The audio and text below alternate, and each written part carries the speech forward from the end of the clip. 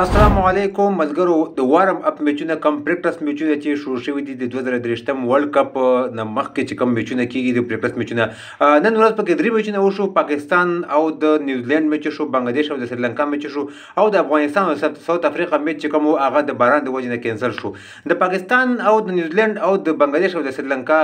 دغه میچ سکور کارت د شریکوم دوستانو نیوزیلند ټیم ډیر اعلی بیټینګ کړی دی ډیر ښه کارکردګي پیش کړې ده پاکستان ټیم ډیر غټ سکور کړی و غیر اړولې دي بل طرف ته بنگلاديش چې ډېر ښه پرفارم شو کړی دی راځو دغه میچ سکور کارت طرف ته پاکستان ټیم 315 خو 15 کسان یې وشو پوره 50 اورونه ولوبول محمد رضوان پکې صحیح زوال د سنچري وال د یو سل درې سکور کړی دی بابر اعظم پکې اتیا کړی دی سعود شکیل پکې 15 سکور کړی دی نیوزیلند بیټینګ طرف ته راځو ډېر په زړه پورې بیټینګ کړی دی په 300 خورونو کې نیوزیلند ټیم دغه 315 سکور کم هدف چې واغې پوره کړ 15 لوبغاړي سره په 15 وکټو سره نیوزیلند ټیم دغه میچ وګټو یعنې ډېر غټ هدف و نیوزیلند ټیم په 300 خورونو کې راوړ و ورنه پاتې شو ریچن رویندرا پکې ونه سکور کړی دی کین ویلیمسن پکې 150 سکور کړی دی او ډیرل میچل پکې 950 سکور کړی دی او کمپین پکې 15 سکور کړی دی پاکستان بولینګ طرف ته راځو هریس رو پکې سور ور کې شپږ د سکور کړی دی کوم وکټ اند غستی حسن علي پاتو ور کې شپږ پېته ور کړی دی یو وکټ هغه سره اسامه امیر په 10 ور کې 8 پېته هغه دی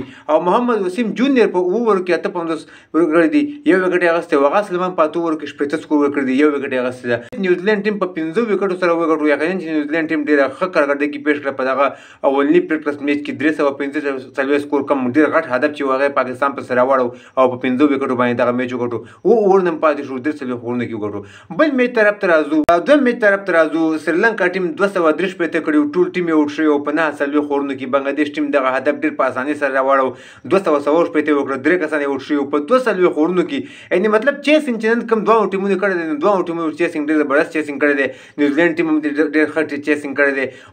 او ور پاتې شو او نن چې کوم بنگلاديش دویم بیټینګ کړی دی چیسینګ کړی دی 200 پېته کوم سکور چې هغه په درې لوبغاړي سره په 200 خورونو کې هغه پوره کړل مې هدي حسن پکې وښ پېته کړی دی لیټن داس پکې یو پېته کړی دی تنزیل حسن پکې 100 کړی دی او مشفق الرحیم پکې بیا 15 کړی دی نو بنگلاديش ټیم دغه میچ په 2 وکټو سره وګټو نو دغه د نن میچ ورم میچونو سکور کارت تاسو سره شریک کړو ملګری دغه میچونو د سکور کارت نام خبر شي د ویډیو کتلو ډیره من ویډیو نن ملګرو سره ضرور شریک کړئ زموږ پیج سره فالو کړئ د کرکټ تازه معلوماتو لپاره ښه وخت ته غواړم د الله په امان